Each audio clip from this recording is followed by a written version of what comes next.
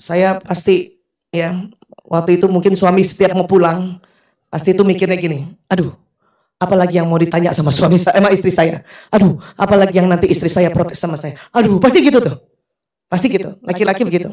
Ya. Maka setelah 2006 pelan-pelan belajar tentang otak pria karena ada penelitiannya dan memang ini sunnatullah, masya Allah pelan-pelan juga saya mencoba menata kembali. Untuk nomor satu adalah tidak cepat-cepat protes pada pasangan hidup. Ya. Karena ada penelitian tuh itu benar-benar penelitiannya laki-laki tidak suka ditegur depan orang lain, termasuk anak laki-laki kecil sekalipun. Siapa punya anak laki-laki? Nah, kebiasaan kita menegur anak laki-laki di depan saudaranya. Wah, itu juga sama. Bu Isa juga dulu begitu. Ya. Bu Isa kalau ngomong gini tidak pernah mau bilang bahwa saya segalanya yang benar. Enggak. Justru karena dulu khilaf, karena dulu banyak kekurangannya, karena dulu memang belum belajar padahal sudah dokter ya. Maka pada saat sudah belajar dan menerapkan strategi baru yang sesuai tentang apa yang kita pahami tadi tentang otak laki-laki begini-begini, malah rumah tangganya, masya Allah, alhamdulillah, bisa bersyukur banget, jadi lebih menyenangkan. Yang disebut baiti jannati itu terasa, ya terasa. Jadi akhirnya kita urutkan, boleh? Pertama, satu, laki-laki tidak suka ditegur depan orang lain, ya. Ini harus dihafal ya. Apa Bu? Laki-laki tidak suka ditegur depan orang lain, meskipun itu anak laki-laki kecil. Paham ya Bu? Sudah bisa kira-kira misalnya anak laki dua berantem, bagaimana mau nasihatinnya? Udah bisa? Belum ya? Ya. Itu juga belajarnya panjang Bu Isa. Rupanya kalau ada anak laki dua bertengkar, siapa yang anaknya selalu bertengkar Bu? Lazim. Ya. Kenapa? Karena apalagi anak laki. Di otak anak laki adalah ada program namanya bersaing. Ini punya aku, punya aku. Gitu. Ya kan? Perempuan nggak ada otak bersaing. Di otak kita nggak ada bersaing. Otak kita berkumpul. Makanya setiap ada anak laki sudah mulai bersaing, ibu gerah. Kita gerah. Kita selalu mengatakan apa? Ya, kita akan menegur mereka. Dulu Mas Lana, anak pertama saya, dan Mas Priyo, anak kedua. Anak baru dua, yang belum ada ilmunya tuh anak satu, anak dua. Apalagi anak pertama. Ya Bu, makanya kadang kasihan anak pertama ya. Dia tumbuh dengan ilmu kita yang masih sedikit. Ya, itu kasihan anak pertama ya Bu. Jadi, dulu saya berteriak. Lanang Priyo. Oh, mukanya udah kayak gitu. Bapaknya juga udah ada tuh. Ya, saya baru tahu ternyata bapaknya dengar juga kalau suara kita sudah 7 oktav. Marahin dua-duanya di situ. Ternyata bukan begitu. Pertama, kalau dia masih bersaingnya tidak memukul dan tidak mengucapkan kalimat-kalimat buruk, dengarkan saja, liatin saja. Walaupun dengan ya gemuruh perasaan kita. Karena kita tidak suka bersaing. Punya aku, ini punya aku yang beli. Maka di sini ibu pakai teknik istighfar sambil kalau lagi berdiri duduk. Astagfirullahaladzim. Paham ya? Kalau dia sudah mulai mau memukul atau sudah kalimatnya buruk, baru datangi. Kalau dia sudah mukul, siapa mukul, tahan tangannya. Tapi ingat, tolong tahan pelan-pelan. Karena banyak ibu-ibu saking keselnya anak berantem, ibu tahan tangannya terlalu keras, gara-gara ibu malah tangannya yang patah. Bukan karena dia bertengkarnya atau mukulnya sama kakak adik ini. Gara-gara kita, tahan aja. Itulah pentingnya pada saat sebelum kita ya menilai mereka, duduk dulu, tarik nafas panjang, istighfar perbanyak, itu dulu. Supaya ya kita tenang dulu. Oke, tahan. Terus satu-satu saya baru menemukan cara ini ya setelah belajar tentang laki-laki tidak suka ditegur depan orang lain. Biasanya anak pertama yang saya panggil, Lanang sini. Anak laki-laki itu senang kayak gitu Bu. Lanang sini. Bisa begitu karena udah istighfar 10 kali. Astagfirullahaladzim. Pas lagi berantem dia astagfirullahaladzim. Dia datang. Kenapa Bu? Baru saya bisik-bisik. Laki-laki ternyata senang diajak bicara pada saat dia sedang konflik dengan bisik-bisik. Kenapa kamu berantem?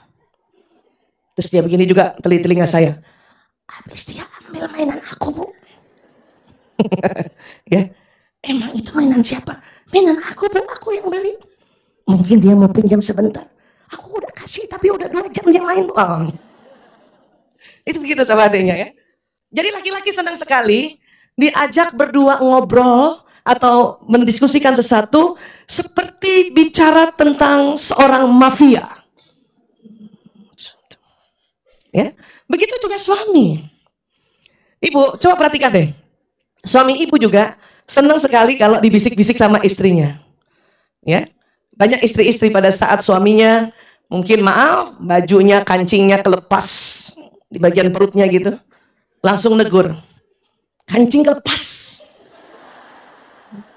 depan orang. Ya gak? Itu laki-laki malu banget, Bu. Ya, harusnya apa? Tadi secara mafia. Bisik-bisik dulu. Ayah, punten. Kancing bagian perut kelepas. Hah? Lagi-lagi gitu kan? Ulang aja, Bu. Kancing bagian perut kelepas. Oh ya. Kita minggir dong. Ya. Itu dia ternyata maunya begitu. Ya, maunya begitu.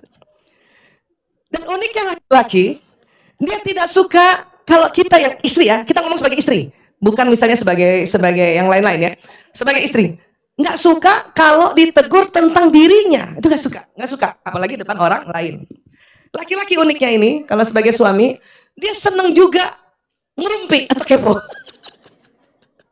Cuman lucunya laki-laki, karena matanya lurus, tidak bisa lihat kanan kiri seperti kita. Kadang-kadang saya suka bercanda sama suami gitu kalau lagi ada acara, bisik-bisik aja, ya sambil bisik ya. Tapi kan perempuan gitu nih, misalnya kita hadap-hadapan makan gitu kan, ayah, itu dia tuh yang namanya Bu Vera, misalnya gitu kan. Laki-laki nggak bisa seperti kita ngeliat pakai sudut mata, dia yang mana? Yang mana? Jangan nengok. Siapa begitu pernah? Karena laki-laki nggak bisa lihat pakai sudut matanya. Yang mana? Padahal saya cuma mau memperkenalkan itu yang namanya Bu Vera sama suaminya gitu. Dia yang mana? Muka Bu Vera di sini. Pernah begitu, Bu? Nah, iya itu laki-laki tuh kayak gitu. Ya, jadi ini yang harus difahami sekali. Ini nomor 1 sekali karena ini yang sering membuat laki-laki merasa tersudutkan pada saat kita menegur depan orang lain, apalagi tegur depan teman. Sampai detik ini saya sedang melatih itu. Kadang berhasil, kadang enggak. Saking dulu biasanya setiap apa-apa selalu ingin menegur langsung. Ya, kadang berhasil, kadang enggak, kadang separuh-separuh gitu ya. Baru mau negur langsung inget gitu. Maka teruslah berlatih. Karena banyak ibu-ibu mengatakan, oh Bu Aisyah kan teorinya aja tuh gampang, prakteknya susah. Bukan masalah susah dengan gampang, latihan terus. Namanya juga kita di dalam kehidupan ini, kita berlatih terus. Karena kita selalu ada ujian, berlatih lagi, hadapi lagi. Sama di sekolah, kadang ujian ini bisa dapat 10, satu ketika kadang ujian dapat 8, Bu. Satu ketika dapat 5,5, iya ya Bu? Iya. Latihan aja terus. Ya. Saya selalu mencoba untuk ingatkan istri-istri untuk bahwa ini bukan masalah bicara teori, bukan, ini ilmu-ilmu yang harus diterapkan karena ini dinilai Allah Ta'ala. Ya, hanya memang dalam penilaian kadang 10, kadang 9,5, kadang 8, kadang melorot nilainya. Tahu ibu perempuan kapan melorot nilainya? 2 hari mau mens. Itu melorot nilai kita. Bisa 5 ya, 5,5. Apalagi mens hari pertama sama hari kedua, 4,75 nilai kita kadang-kadang, ya paham ya? Tapi kan itu dalam sehari, 1 bulan, dalam 30 hari itu biasanya nilai kita melorot di 2 hari mau mens atau hari pertama sampai hari kelima, khususon hari pertama mens sampai hari ketiga mens. Artinya kalau ditotal-total cuma 5 hari. 25 harinya insya Allah nilai-nilai kita pada saat kita berlatih untuk kita berhadapan atau menghadapi suami itu 8 ke atas, ya. Jadi terus seperti itu. Oke? Nah, itu nomor 1.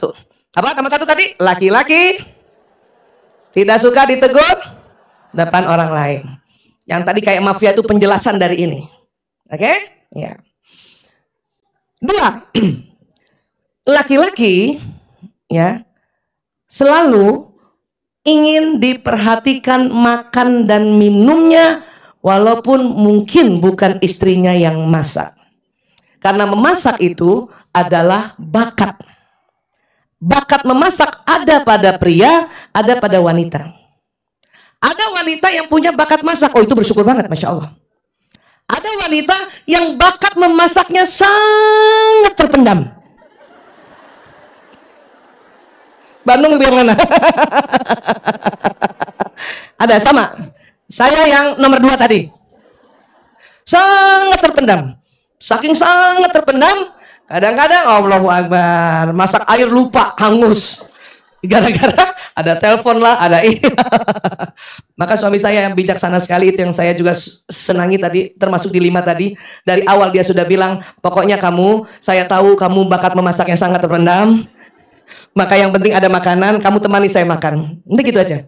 Apakah makanan ini dikirim oleh sepupu saya, tante saya, adik saya, atau sekarang Masya Allah ya, tinggal pesan. Pokoknya ada di meja makan. Ya, paham tentang ini Bu? Ya. Di kota besar, banyak sekali yang Bu Isa dapat menerima komentar-komentar istri apa? Percuma Bu Isa disiapin makan, dia nggak makan. Dia udah makan di luar. Sebetulnya tidak percuma. Tidak percuma. Siapkan aja makan. Masalah dia mau makan atau tidak bukan urusan istri. Istri punya peran menyiapkan makanan. Ya. Kenapa? Karena memang otak laki-laki pusat makan minumnya lebih lebar dibanding perempuan. Persis di tengah sini. Pegang dulu.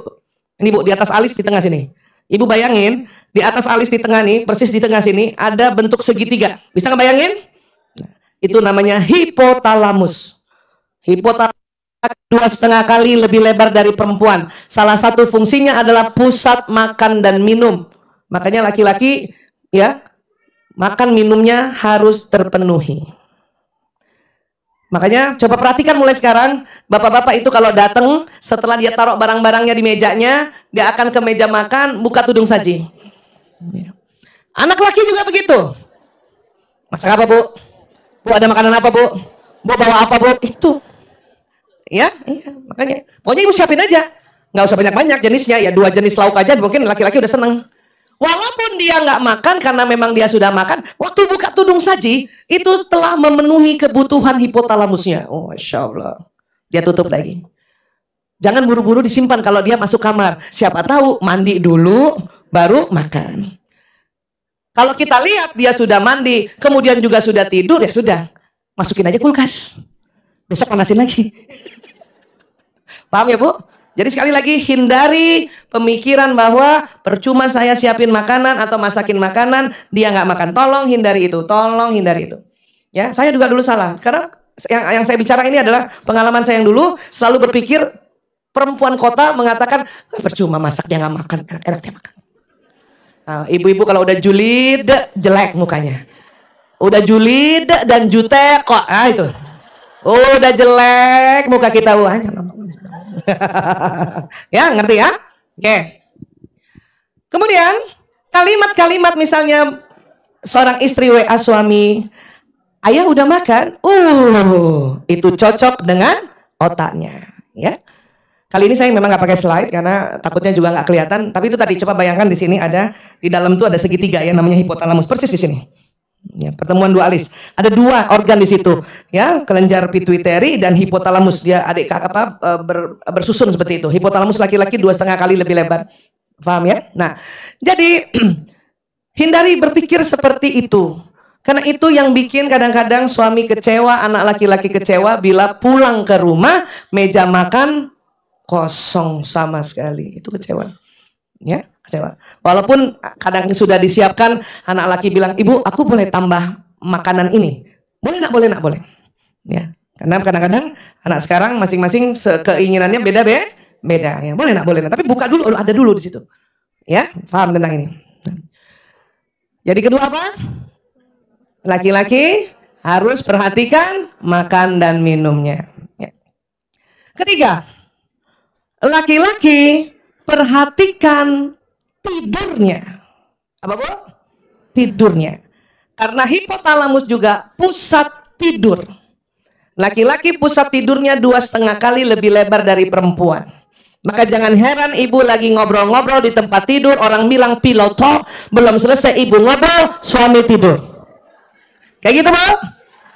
Jangan merasa, oh dia udah gak mau ngomong sama aku. Setengah mati ibu baper sampai seperti itu. Kalau ibu nggak bertaklim, ibu nggak ngerti, sampai seumur hidup ibu baper. Ya, percuma. Semua laki-laki begitu. Ya, semua laki-laki begitu. Tapi kan aku pengen ngobrol-ngobrol Bu Aisyah, pilotok bisa sekitar 10 menit saja. Setelah itu ibu masih cerita, dia tertidur. Bukan tidak peduli sama istrinya, tetapi pusat tidurnya ini bersamaan dengan pusat menjaga keamanan. Ya, pusat menjaga keamanan termasuk menjaga keamanan ekonomi. Artinya, kalau bapak-bapak yang biasanya 15 menit nggak tidur, masih ngobrol-ngobrol, tiba-tiba cuma 10 menit, 5 menit tidur, berarti dia capek sekali. Paham ya, Bu? Capek sekali. Makanya dia tidur. Dulu Bu Isa juga kesel, marah. Ya, bahkan saya bangunin ya. Ayo bangun, aku belum selesai ngomongnya. Malah tambah marah. Ya. Dia marah, kita tambah marah juga. Ya Allah, akhirnya kacau lah itu dan malam hari itu. Yang sebetulnya kalau kita sudah tahu, kita malah lebih asik. Apa kita bilang, ya Allah, suamiku sudah tidur ya Allah. Pasti dia capek sekali. Oh, Masya Allah. Itu malaikat langsung menilai, istri ini bijaksana sekali. Karena dia berilmu. Karena ilmu ini meningkatkan derajat, termasuk derajat kesabaran. Paham ya Bu?